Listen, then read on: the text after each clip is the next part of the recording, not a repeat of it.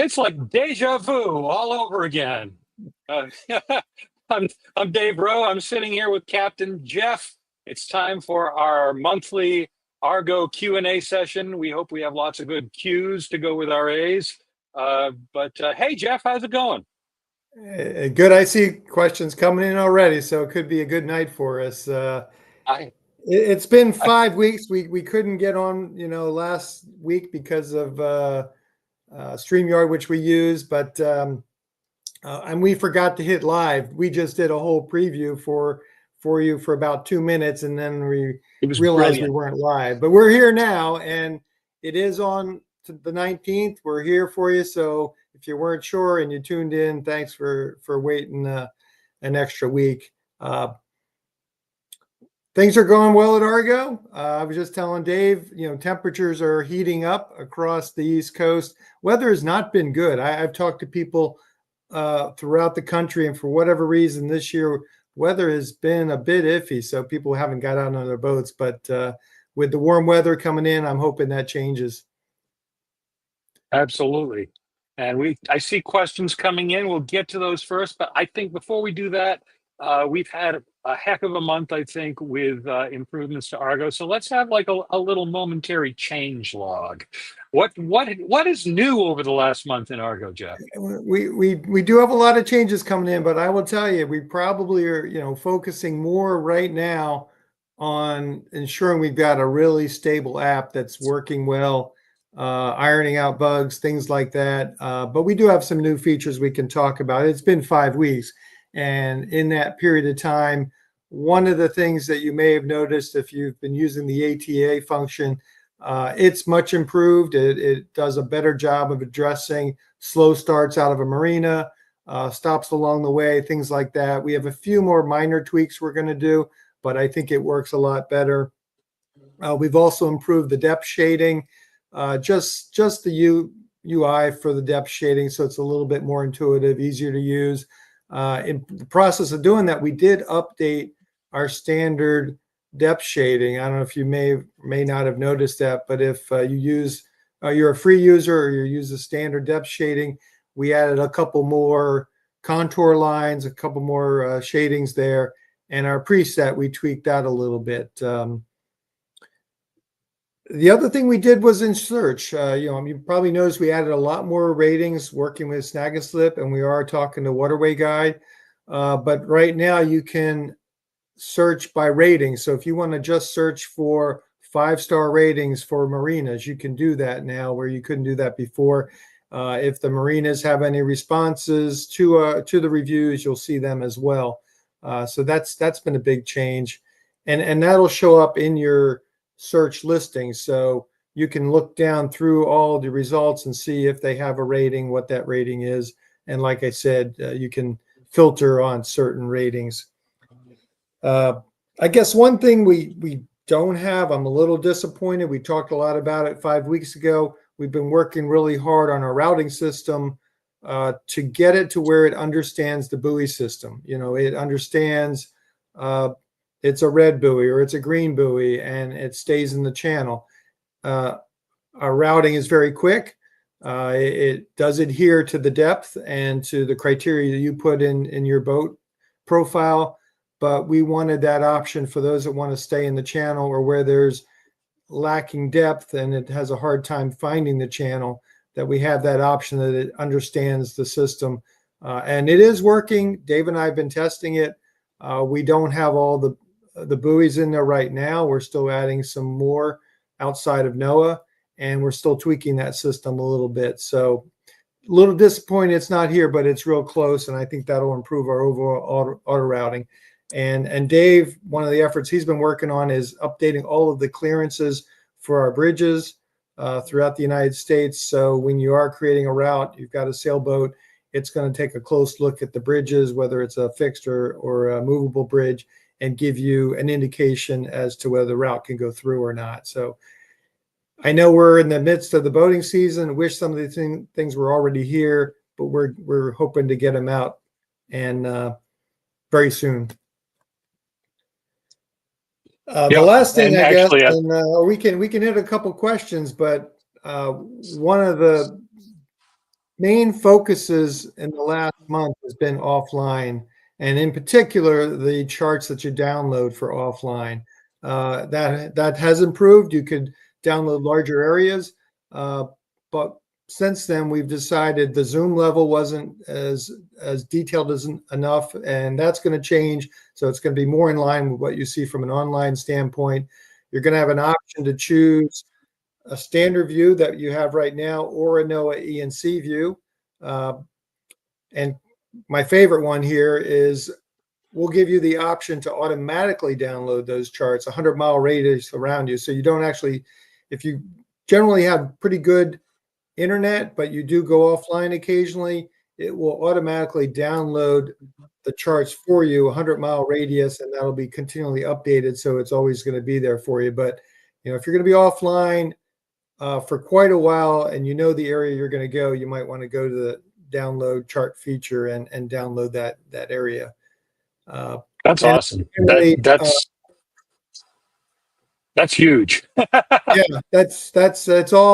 it's a lot, and I think we needed it, and I don't think it's that far away from releasing, so I'm pretty excited about that. And the last aspect to that is, and many have found that out, if you get offline, unless you've downloaded the routes to your local device, they're not available to you.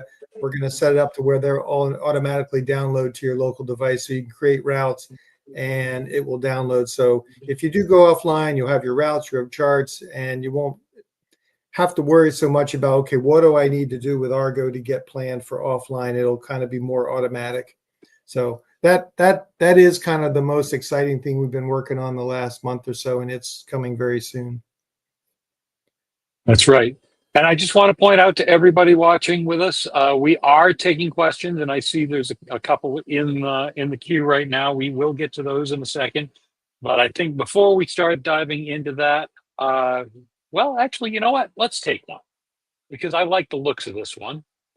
NMEA integration. When? This is a good one. I think this is when, Jeff. How soon do you think how close is this? We've had it working for a couple of weeks now, and we've got it in the hands of a few beta testers, but we're getting ready, I think, to push it out to all of our users as a beta and get feedback. So Glenn, sounds like you've got NMEA on your vessel. You've got, I assume, a NMEA to Wi-Fi adapter, and we would love for you to test it out. So far, I haven't heard too much back from my beta testers other than Dave. And it was working pretty well, but I'd love to get some more testers with that type of capability, not just NMEA, but you need that adapter, or gateway from NMEA to Wi-Fi. But Dave came prepared tonight. Like I said, he's been testing it. It looks good, and he's ready to kind of run through a little demo of what he's seen when he's used the app with the NMEA integration. Absolutely. Well, here we are. Here's the new depth shading that Jeff was talking about a few minutes ago too. And what I need to do now is go up here, and I'm going to turn NMEA on. So I'm going to come into my settings, and I'm going to go to NMEA settings, which not everyone has yet. And I'm just going to hit the switch here because it's already pre-configured for my gateway here on the boat. I'll click close here. And lo and behold, I've got my actual heading here from the heading sensor on my boat. So I have an autopilot on the boat, which has a magnetic heading sensor. So that just slammed from like 200 degrees to 84 degrees as soon as I turn that on. So it's exactly the way the boat is pointing now. And if I look right here, I've got the actual depth below the sounder on my boat right here. If I can keep my my finger on the screen here, my virtual finger. You see it changing.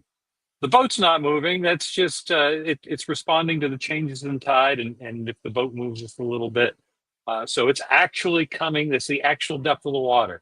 So we have that, and look over here, this green blob right there.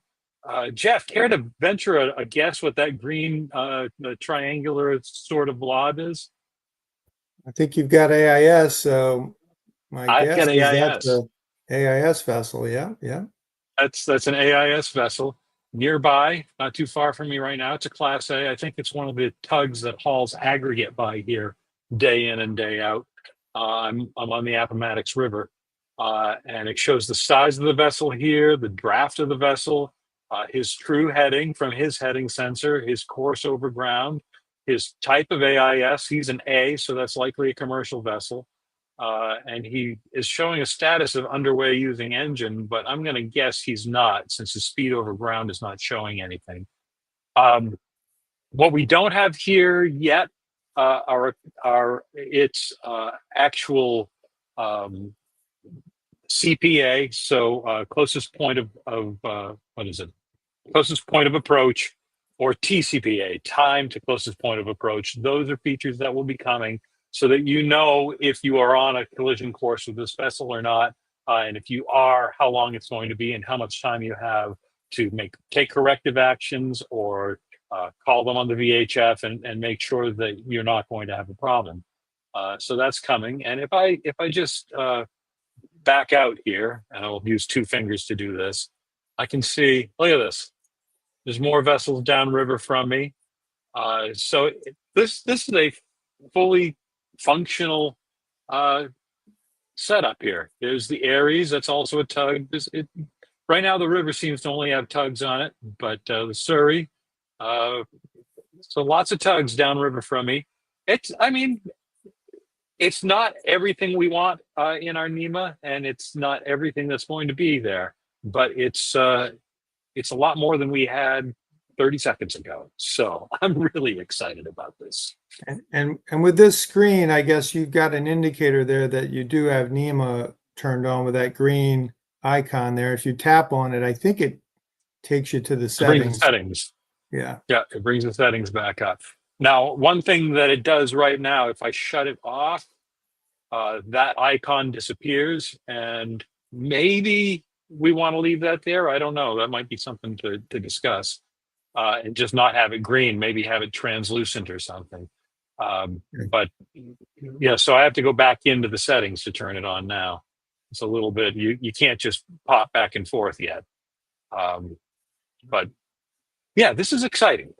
This really, I think we've got a great start here, and I can't wait to see what we do with it next. This is good stuff. And Dave is set up, and I know he talked about this last month and maybe even the month before, but he's got a predict wind data hub. So it's kind of geared toward that device at this point, but we are going to set it up if you've got a yacht device or some other gateway. I mean, at this point, you're going to need to go to your manual, find, I guess, some of the basic setup information, port information, and we're hoping to kind of be able to make that available. So it's just you can pick the device that you're using for your gateway, and it'll know the critical information, I guess, setup information, so that it'll work more in a streamlined way. But that'll be important for the testing for those that have other devices than a data hub. Exactly. We have a comment here. Somebody is appreciating our effort. Even as a local boater, I like to use Argo for peace of mind. Well, that's what it is for, is peace of mind. Like it tries to give local knowledge when you don't have any. I think that's what a good navigation app should do. Glenn has a follow-up here. He says he'd be happy to be a NMEA tester for us, Jeff. Yeah, I've got Kurt and Glenn. I'm going to be emailing you shortly with the information, get you set up. Appreciate that. We've only got 5 right now, and I really haven't heard from too many of them. I know some of them were struggling trying to get the gateway, just get their NMEA system set up with a gateway. So that could be some of the early issues. Glenn, Right. I know you jumped in last month. I mistook you for the one that hopped on a jet ski and was going around the Great Loop, but you've done quite a bit of traveling up through New York, and gave us some real nice kudos. I appreciate the review you just put on the App Store. So uh, do appreciate you using the app and providing feedback, good or bad. The Absolutely. Well, go ahead, Jeff. No, go ahead. I was just going to say, now that we've sort of gone through this coming soon item, NEMA, what else do we have coming up soon in Argo that we care to discuss Yeah, openly good, in good, good lead in. We've among our got a friends couple of here? things. We do have a few things, some small, some larger, and some may be of interest to you, some may not. But and some of them are Dave's requests. He's been Oh, on me for a I'm while endless as a requests. cruiser, and those that are cruising can appreciate this.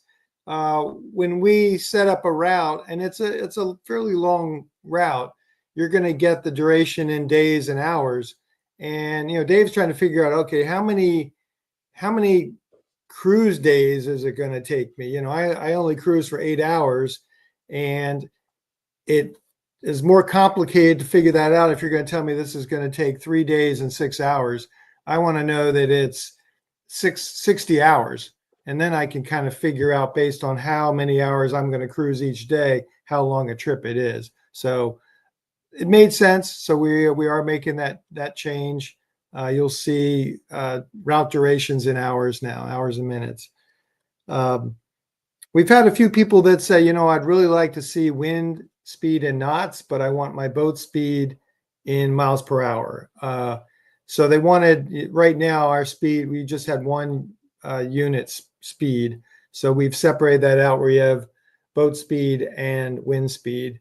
Kind of similar with distance. Some people wanted different units for depth measurement versus their distance traveled, whether it be in feet and or miles, or in nautical miles. So minor changes, but we're making those just to provide more options for people. Kind of a neat one, and we do have quite a few users asking for this because they've seen it with other apps. We have a measurement tool that's coming out, just basically, and it's a pretty nifty little tool in terms of just setting a start, a start pin and an end pin, and it will very quickly give you the distance in whatever unit measure you want. But it also has a circle, so you get that distance, around a radius of that initial pin. So you can create, you can easily get a straight line measurement of distance just by using our manual routing. But I know that's not exactly what you want. You want to very, very easily, you're on a track, or you're navigating, you're on a voyage. You want to know how far ahead a bridge is. You can quickly tap that, set the pin, at the bridge, and you'll get an idea how far you are from that bridge. So I I should love it. let I've Dave played with it address that already. more than I do, because he's the one out there cruising and knows exactly when and why you use that feature. Absolutely. I use it all the time, and I absolutely love it. And I love the radius of the circle aspect of it too, because that allows you to really, you can measure around the corner, and so if you're coming into a river bend and there's a bridge around the river bend, you can know from the radius, and then to the bridge what you're looking at for distances. So that circle was a really smart ad. I'm really excited to see that coming into the app. Do we have any other upcoming features that we want to push a little A bit couple here? things we're just getting started on, and it's another one that we've had users asking for quite some time, and that's the ability to recalculate your route. If you start to stray a little bit from your planned route, there's really no way of recalculating it without, starting over. So probably a heads up that, hey, you're, just like a car on the road, it will automatically recalculate your route. We're not going to do that, but it will give you a heads up that maybe you've strayed too far from your current route, or at least a button where if you want to recalculate it, you can.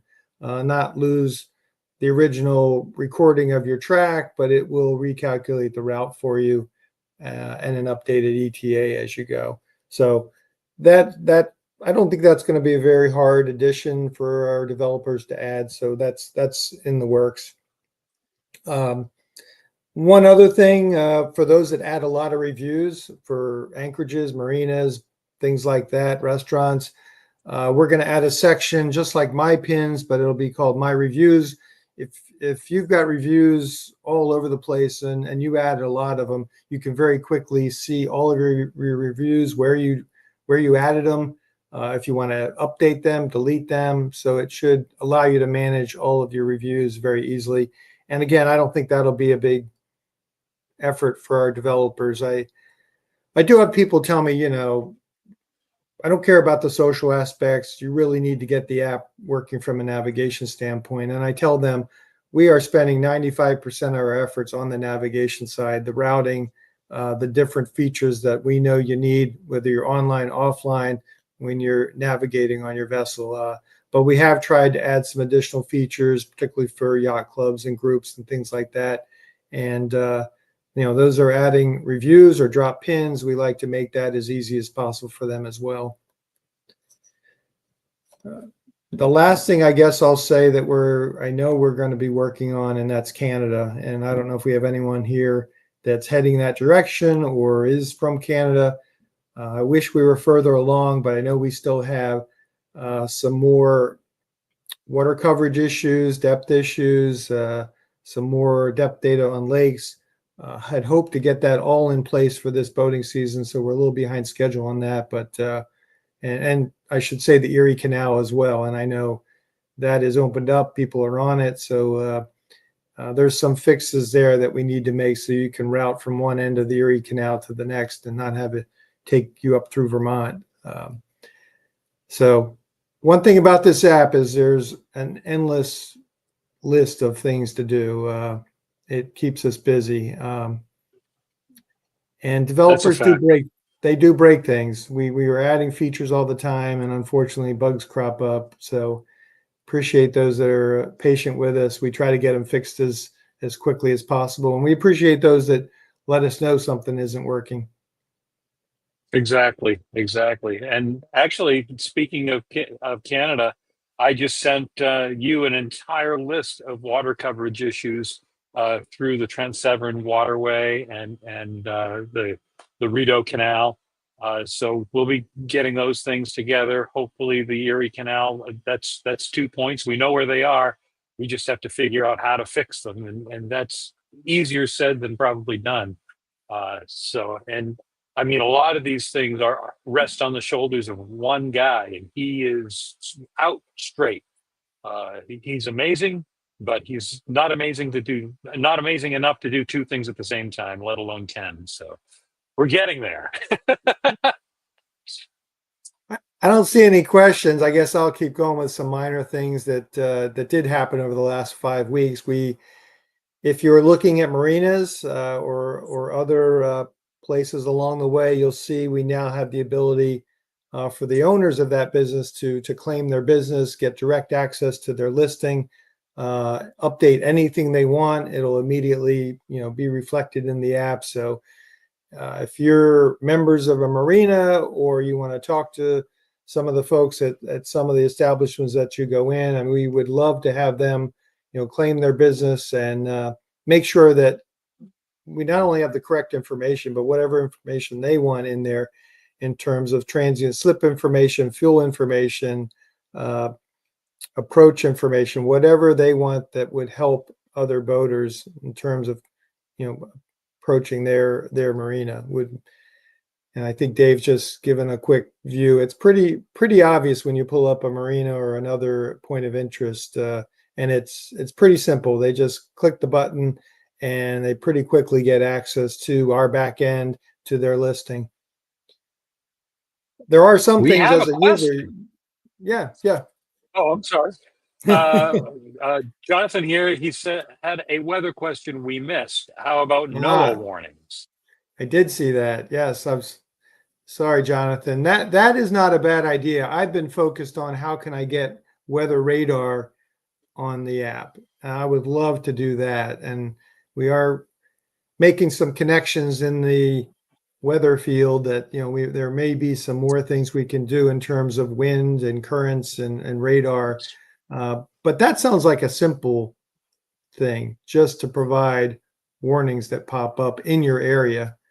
So that's a good suggestion. We'll take a look at that. And if that information, I'm sure, is readily available from NOAA. We just need to tap into it, and knowing where you're located, provide that warning. Exactly. I'm sorry I interrupted you, Jeff. You had a thought. Well, I I know was you, just going to say, and maybe some of the users have noticed out there, but you're free to update any of the information in the app. Quite a bit of it you can go in and update. If you know marinas, we make that available for you to update. I mean, obviously, we'd rather have the owners claim their business and provide that information, but you can, if you're aware of certain amenities, fuel information, transient information, it's a marina that you belong to, have at it. You're welcome to update it for us. very cool. What else do we have? I mean, we don't have a lot of questions at this point. I think we've cruised through those. Well, We're fast approaching the end of our half hour.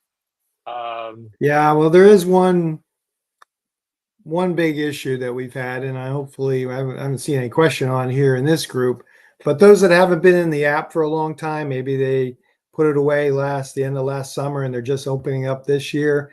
A lot of times their login token will not work. And no matter what they do, Okay.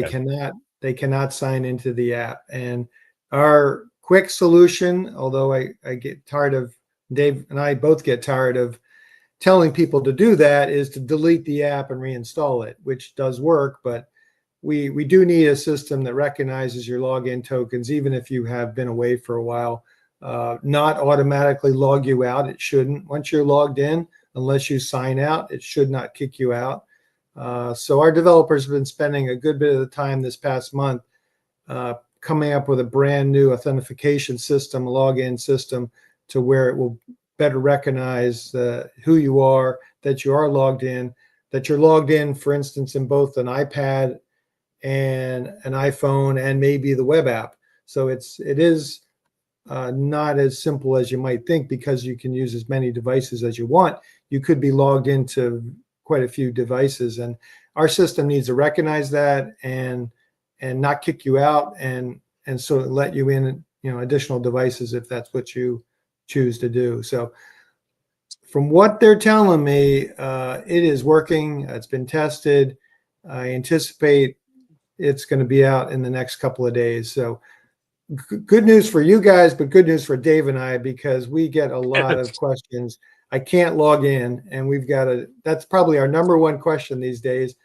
And it scares me to think how many people have not been able to log in, and they don't reach out to us. They just, okay, the app doesn't work, I can't log in. They move on to another app. So we're getting that fixed. I do want to point out, it's not just us too. We have a colleague app. They're not a competitor, they're colleagues. And we happen to exist in a similar space, but we're definitely not head to head. And a very close friend of mine, is using their app, and he, put his boat away for the winter, took it out this spring, and he messaged me and he said, "I can't use their app."